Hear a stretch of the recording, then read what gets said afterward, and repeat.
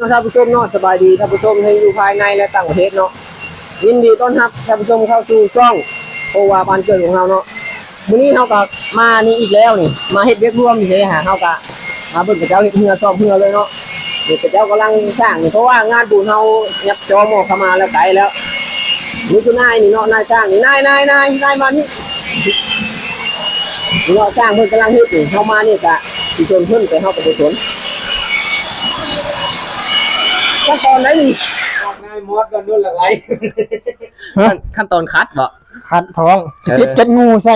ฮะสติดเก็ดงูใส่ติดเก็ดงูใช่ไหมท่านผู้ชมไหมติดเก็ดงูไม่ยังเก็ดงูวะให้มันเคลียร์มาก็เห็นบอกงูมันไปครับท้องมันเรียบสิคัดสิยังฮะเนาะแม่นจ้ะนี่มาเบิ่งนู่นนี่อุปกรณ์เรานี่มันเป็นแปลกๆเลยนี่คือสร้างทำเฮือเฮาเนาะสร้างประจำเพิ่นลงมาประจำอยู่นี่เนาะไปเราเบิ่งเรามาสิทำโต๊ะก็ได้มีเสียงบ่เป็นหยังไปหลายได้จักเปอร์เซ็นต์แล้วหลายเปอร์เซ็นต์แล้วบ่นี่90บ่มื้อนี้80บ่60-70อยู่แล้วมื้อนั้น70อยู่มื้อนั้นจ้ะมื้อนี้ก็70ก็หาค่ำยังบ่ได้เฮ็ดหยังเด้มื้อนี้75จ้ะ75ก็75มื้อนี้75%มื้อนี้ฮะเอาให้หลานดูพื้นประมาณมื้อนั้น70แต่มื้อนี้75เนาะมาต่อเดี๋ยวเนาะให้หลานก็ได้ยันดูพื้นนี่ก็เป็นนี้เอามาเฮ็ดเรียกรวมครบไปถ่ายเบิ่งนี่ได้รวมไปตามมาเฮาได้ที่1หรือว่าที่หยังผู้ควบคุมแล้วนี่ฮะนายหัวเขาเอิ้นฮะนายหัวแล้วเจ็บหลังแล้วเจ็บหลังบ่เกี่ยวสักข้อแน่เรื่องโอเคแบบนั้นแหละไปเฮ็ดรวมหมู่นี่ที่ใดเริ่มจากใส่ก้อนเริ่มจากพีก่อนเนาะเอามาวิบรวมเฮามื้อนี้เฮาสิเฮ็ดนี่เทคานตัวนี้แหละเทคานตัวคานยังเขาเอิ้นน่ะคานยาววะคานเอ็นแม่นบ่คานเอ็นเขาสิเทจนสุดนี่แหละก็จะห้องใช่ไป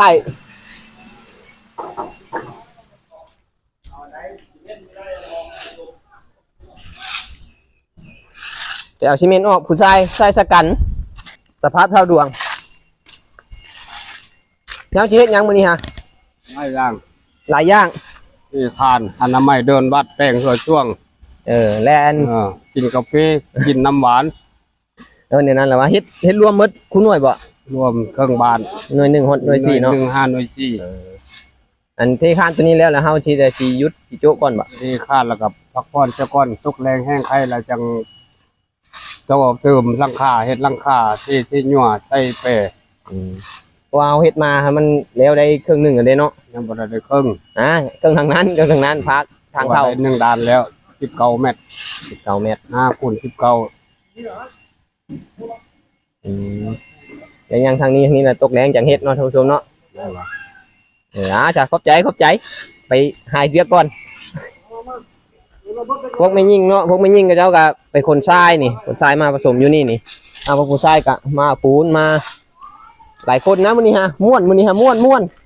นี่เบิ่งนู้นนี่กามไม่ยิ่งเนี่ยกลัวอีกกามเฮาฮะก็เจ้าจิ๊บจะมีว่ะบ่แม่นกาแฟก็จิ๊บได้นี่เนาะคือปูนเฮานี่เนาะปูนเฮาสิเทเนาะเทคานบ่ได้เทยืนนะเทคานบ่เอาตัดออกกันนี่ได้กูบ่อนนะนี่ที่บ่อนเดียวเห็นแล้วนี่เนาะเห็นบ่ทางนี้แล้วก็ทางนี้โอ้มาถ่ายมุมพี่แต่กล้องมาถ่ายมุมพี่ยังเห็นนี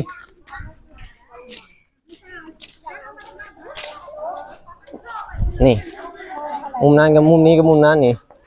หลายเติบไปได้ไปแล้วหลายเติบไปได้นี่มาถ่ายคุณกระจายนี่ไม่ยิงนี่อย่ามาหลายสวนนี่รักนี่เรียกรวมมื้อนี้ฮะครบทุก4หน่วยได้หน่วย1ฮอดหน่วย4ล้อเลยจ้ะล้อแล้วก็จะบ่มีล้อก็จะยังท่าล้อเนาะนี่เนาะนี่หน้าชาวบ้านคุมหน่วย1ของหน่วย4เฮาเนาะเนี่ยให้พาท่านผู้ชมขึ้นมาเบิ่งกระดานข้าวสารบาลกดไหลย้อนเอาขึ้นมาฮอดวัดแล้วเฮาก็ต้อง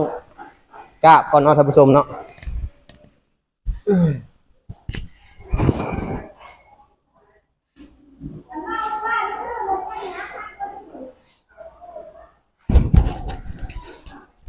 เล่นแล้วนี่เนาะมาเบิ่งกระดาษข้าวเนาะแจ้งการโปรดทราบโปรดทราบศรัทธาต้องการบูชาวัตถุก่อสร้างต่อเติมหอแจกมีมูลค่าการบูชาดังนี้4แพ็ค1แผ่นมูลค่า20 บาทบ่20 บาทมูลค่า20 บาทอะไรหรือว่า20 บาทนั่นแหละถ้าเป็นเงินลาวกะ 15,000 กีบเนาะถ้าใครอยากโมยผ่านกะมีมูลค่าทำนี้นี่เล็กกล้อง3 คูณ 3 1 เส้นมูลค่า285 บาทหรือว่าเป็นเงินลาวก็ขึ้นครับเลทในช่วงระยะนั้นๆเนาะเอาบอกเอารายละเอียดนั้นเล็กกล้อง5 คูณ 10 1 เส้นมูลค่า780 บาทหรือว่า585,000 กีบบัดนี้สีกันเมี่ยง1 ป๋องมูลค่า350 บาทตามมูลค่าก็ขึ้นกับช่วงเลทเงินช่วงระยะนั้นๆวันนี้มาเฮ็ดเดี๋ยวนี้เนาะมูลค่าเงินกีบอาจมีการเปลี่ยนแปลงอีกตามอัตราเลขเปลี่ยนแต่ละระยะเนาะนี่ก็คือรายชื่อผู้ที่กระเจ้าโอนมาศรัทธารายชื่อศรัทธาโมทนาสมทบทุนที่ก่อสร้างวัดของเฮาเนาะนี่เนาะนี่ก็คือรายชื่อเนาะไปเฮาก็ลงไปเบิ่งกระเจ้าแยกปูนมานี่ท่านผู้ชมนี่คือเป้าหมายนี่คือเป้าหมายเป้าหมายของเฮานี่ผมเป็นเป้าหมายขึ้นราคาเนี่ยเป้าหมายของเฮาคือนี่เป้าหมายของเขานี่จิ้มให้แน่จิ้มมะพร้าวนี่จิ้มมะพร้าวเด้อจิ้มให้ตะกงนี่ได้นี่เนาะมันเด็กชมปูนนี่ชมเท่านึงจักเป้านี่3 เป้าบ่ผม3 เป้าก่อนกระเพาะบ่3 เป้าบ่พอชมอีกเนาะยังมันเหลือเนาะมันเลือดเท่ครับอันนี้ตัวที่งามอ่ะกำลังเริ่มเนาะย้อนเนาะกำลังเริ่มสมปูน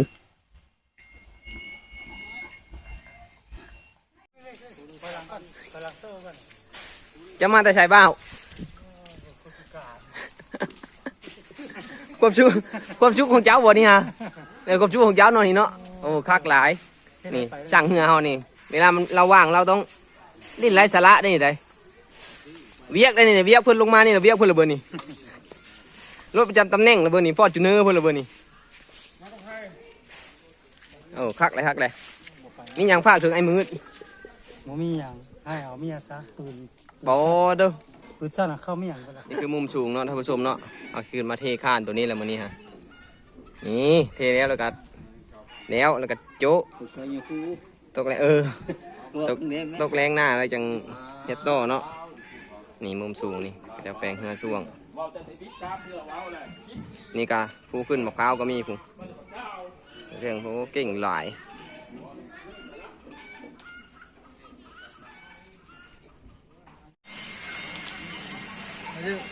เนาะเอาเพื่อเนาะครับบรรยากาศความสามัคคีของพี่น้องบ้านเฮาเนาะพักไปน้ำเด้อพักเป็ดคนลายคนลายกับบ้านคนลาย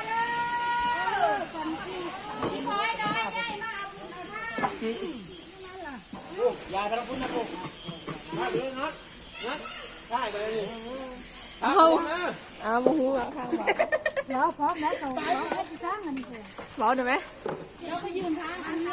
มาบุญเอาท่าน้ำเดียวเด้อ10 ห้อยน้อยใหญ่เด้อเอาไปหา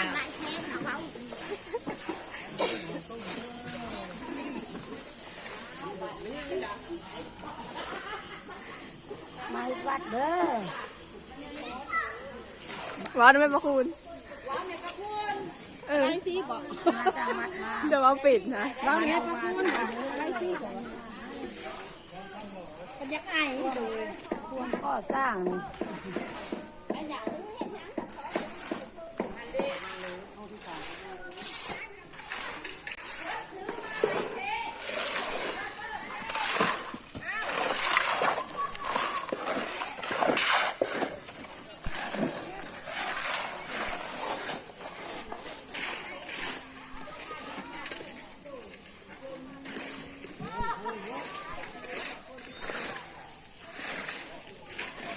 เนาะท่านผู้ชมเนาะตอนนี้เรากำลังเท่าเพิ่นกำลังต่อหลังร้านต่อให้หยังเท่าต่ออัน ก็ลกกบโพออกกบโพกาฟ้างขีดนกออกมาใส่กบกระดูกโคมนะ โพนพวกอยู่ตัวคงเนาะอยู่เทิงพุ่นเนาะ กระเทือง ก็ตัวสูงเลยท่านผู้ชมเอ้ยต่อโลโกโพออกนี่เนาะ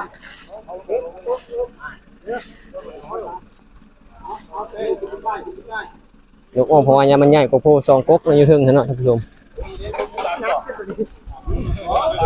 ตัวนี้เบาอ่ะตัวนัก นี่เนาะต้นโพอยู่เทิงนี่เนาะท่านผู้ชมเนาะขึ้นไปลกต้นโพต้นนี้ล่ะที่จริงแล้วมันมี2ต้นอยู่เทิงนะเพราะกระเจ้ายันมันใหญ่เนาะใหญ่แล้วมันสิแตกสิแหงนะที่ประตูโค้งเฮานี่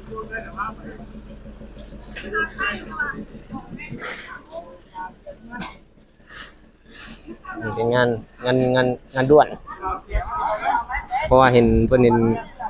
สามารถลงมาหลายคนแล้วก็เลยว่าเอาอันนี้เลยซะเฮ็ดงานนี้เลยซะว่ะโลโกโปเลยซะว่ะเชียงถามแน่ลกนี่เฮ็ดได้ลกโกโปนี่ลกเลยบ่หรือว่ามีวิธี ลกเลยนะ ลกเลยใครลกก็ได้บ่ ได้ บ่แม่นเนาะยันว่ามีพิธีมีหยังบ่มีเนาะ แล้วเขาเห็นแล้วไม่แล้ว เฮ็ดแล้วพุ่นล่ะ ไปลกไปลกรถ ให้จังน้อยนี่ลกก็ได้เนาะเดี๋ยวว่าซะ แล้วไม่แล้ว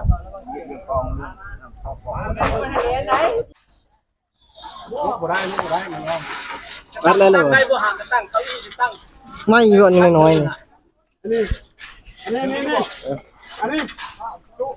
รัดได้เลยถึง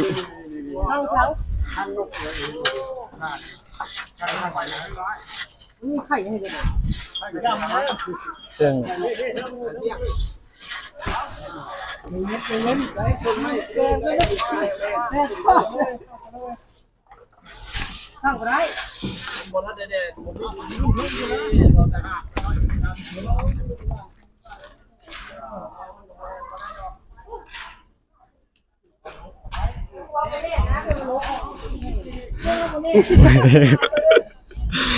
ไร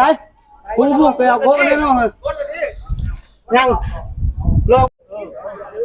ไรมาหัวโอ้ทิ้งไรจ้านะ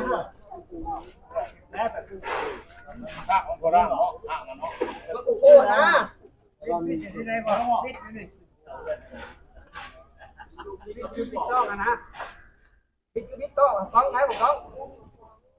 ปลอดภัยกว่าหลังร้านเหรอ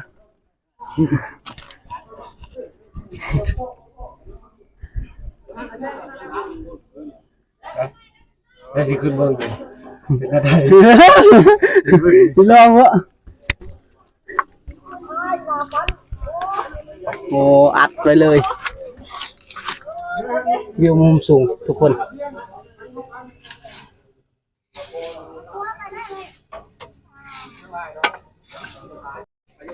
ตอนนี้กำลังเอาต้นโพออกเนาะทุกคนทางมันขาดโอ้มันขาดเสียวกันนะเสียวซะเหลือเกินบุกกระแน่มันลุ้มมาเลยเห็นอยู่ปะเห็นมันหอมเดี๋ยวพวกนี้เขาบอกให้อยู่ได้ปะกล้าได้ปะ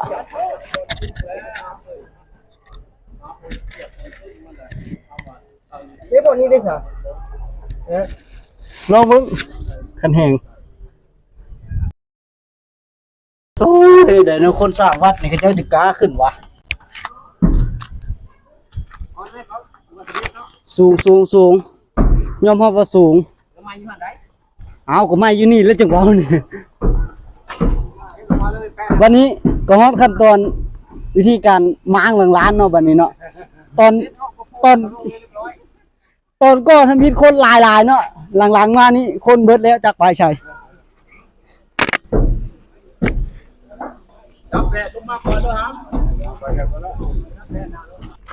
หลังจากที่ว่าลงมาเอาต้นฟูเนาะออกจากถึงประตูทางเข้าวัดก็คนย้ายไปพี่น้องคนฮ้อนน้อยๆนึงกว่าสิลงมาได้แต่ก็ดีใจเนาะเฮาเฮ็ดบุญเนาะ แม่นแหละ ของมันอยู่กัน ถึงมันสิเหงาออกก็ยามัน โป๊กโป๊กนี่2 มือ 3 อย่าว่ามันเอาออกง่ายๆเด้อพี่น้องเบิ่งอันนี้คือหัวเสียมขุดออก ยัดเติบได้ทั้งยัดตกทั้ง แล้วก็ย่างผม หัวแห้ง มือซัดอยู่นี่เด้อ โอเคจ้ะเอาไว้เป็นอันสำเร็จเนาะท่านผู้ชมเนาะเป็นอันสำเร็จเนาะเป็นอันสำเร็จคานนี่ฮะหลายแห้งเนาะหลายเหือหลายแห้งช่วยกันสำเร็จคักสามัคคีกันดีพอดีตีเพนมาแต่เช้าพอดีเพนเลยดีมดแผนกผสมอันนี้กำลังเลี้ยวเนาะคักหลายผสมเนาะตอนเช้าเขาแล้วทีนั้นเท่ากับตอนแรงเขาลงมาสวยเงี้ยทานเนาะเห็ดนี้เนาะนี่มันบริเวณนี้เราโกบไปได้ไหมมือชิวด้วยอยู่นี่เนาะลงมาซอยเพิ่นเนาะมาเฮ็ดนี่แหละเฮ็ดยังนี่ครูบาเฮ็ดยังครูบามีอยากใช้ศรัทธากันเนาะอยากโมทานช่วยเพิ่นก็สามารถมาโมมาทานมาเฮ็ดบุญนำกันได้เนาะอยู่วัดนี่เนาะหรือว่ามีบัญชีหยังบ่ถ้ามาผู้อยู่ลึกอยู่ไกลก็จะช่วยอยากบัญชีกระเป๋าบัญชีกระเป๋าโอนเขากระเป๋าเลยโอ้ยธนาคารเนาะถ้ารวมๆกันนั่นแหละเนาะมาเฮ็ดนี้ต่อตอนแรงเนาะมาที่เรียกว่าที่เนาะที่นี่ล่ะวะนี่บ่แล้วก็เฮาไทยมานี่เฮาบ่ฮู้ดิสิมาหยังมาที่คานเนาะที่ให้มันแล้วนี้สร้างวัดสร้างว่าท่านผู้ชมเอ้ยนี่นะถ้าคนลงมาหลายจังถ้าอีกท่านผู้ชมเนาะนี่เนาะคลิปนี่คลิปเสียวเนาะเสียวได้มานี่บนแนะนำให้เฮ็ดตามเด้อท่านผู้ชมเด้อต้องมาโดยที่ได้รับอนุญาตแล้วก่อนเด้อจังมาเด้อบ่แม่นว่าไปสิมาละมาเนาะอันนี้เฮามาเฮ็ดเวียกรวมเดี๋ยวเฮามาถ่ายเลยเนาะนี่เนาะเฮ็ดรวมเพิ่มคนมาเฮ็ดเวียกรวมคนมาหลายคนฮะเฮามาที่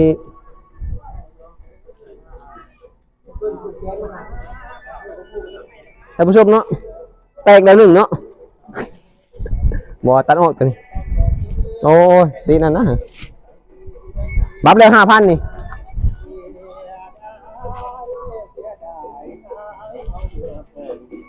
โอ้เฉียวดิคลิปเฉียวได้ท่านผู้ชมไหม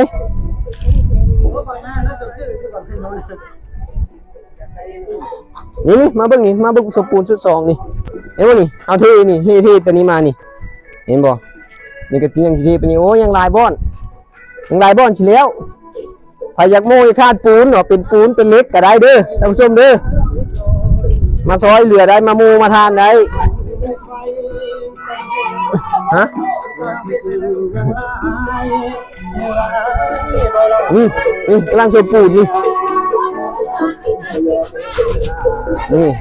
ชมเท่าไรจะเป้านี่ชมเท่าไรจะเป้าสูงผมยินแล้วเสียงเพลง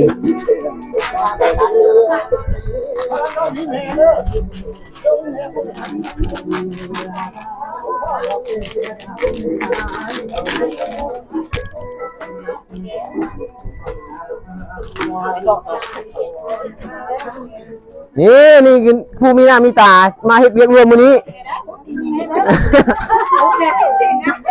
มาเฮ็ดเวียกรวมมาที่ขาดวัดนี่เนาะไปซะอย่าพาไหมนี่เนาะอยู่ในที่ก็มีเนาะ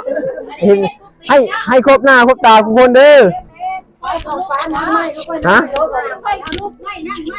ได้บ่ไม่บ่เก้าก็ได้หมด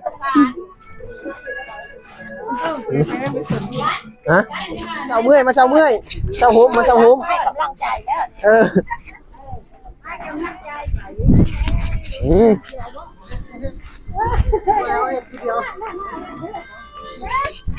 มาเอาเฮ่เนาะมาเอาเป็นเฮ่เนาะ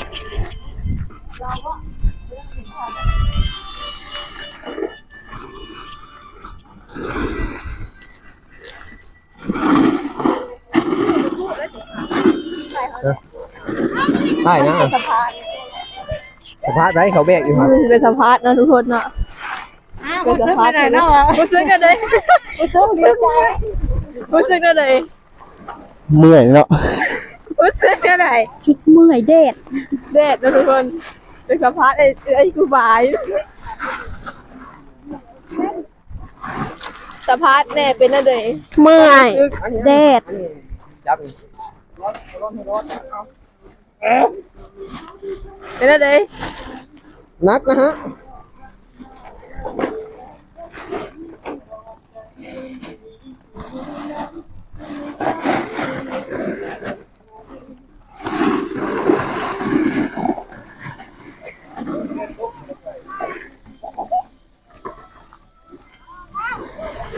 ก็รู้สึกเป็นอะไร เด็ดฮอน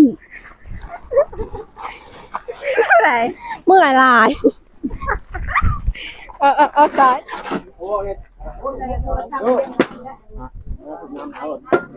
เป็นอะไรแหละตัวดังในฮะเอาไฟวะ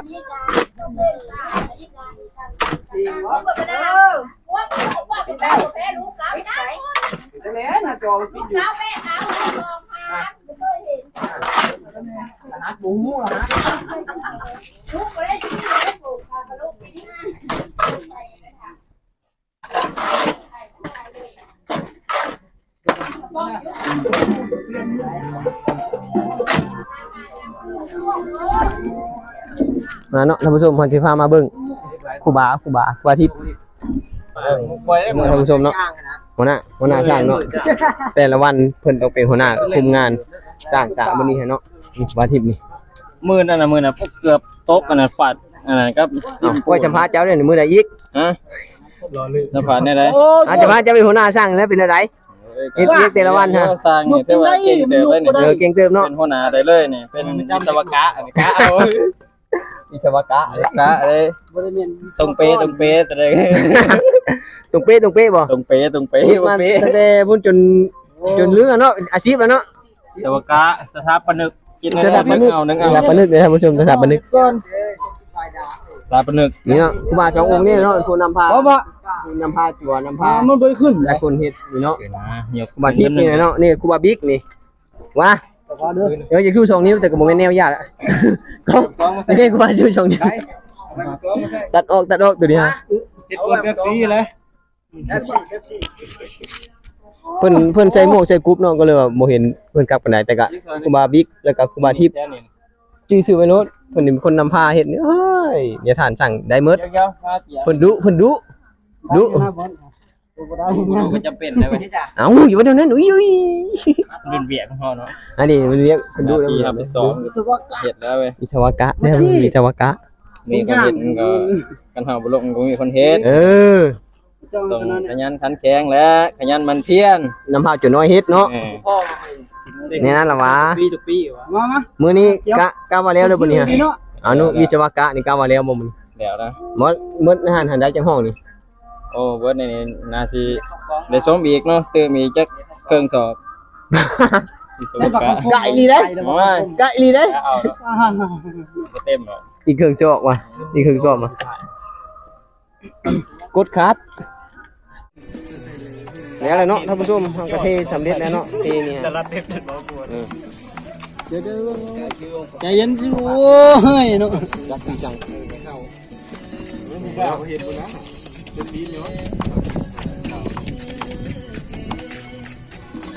ลายตึบเทแต่คานที่มาแต่คานเอาสิประมาณ3 โมงเนาะเดี๋ยวนี้เนาะ3 โมงปลาย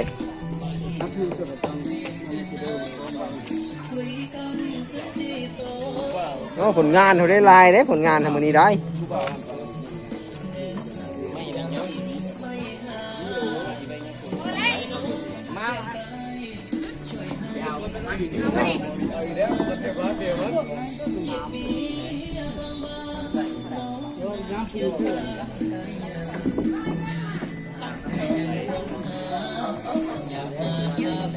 เอาเนาะท่านผู้ชมเนาะตอนนี้ก็ถือว่าสำเร็จแล้วเขาลงมาตั้งแต่เช้า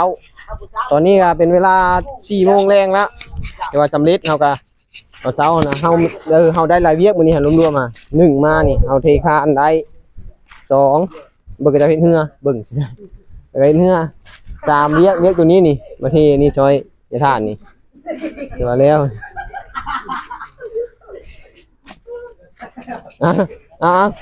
คลิปนี้กันเนาะขอจุกมีเท่านี้เนาะอย่าลืมยังเขาคุดลืมกดไลค์กดแชร์เนาะเพื่อเป็นกำลังใจให้พวกเราเฮ็ดคลิปต่อไปเนาะ Subscribe มื้อหน้าสิมาเฮ็ดคลิปหยังก็ติดตามกันเนาะ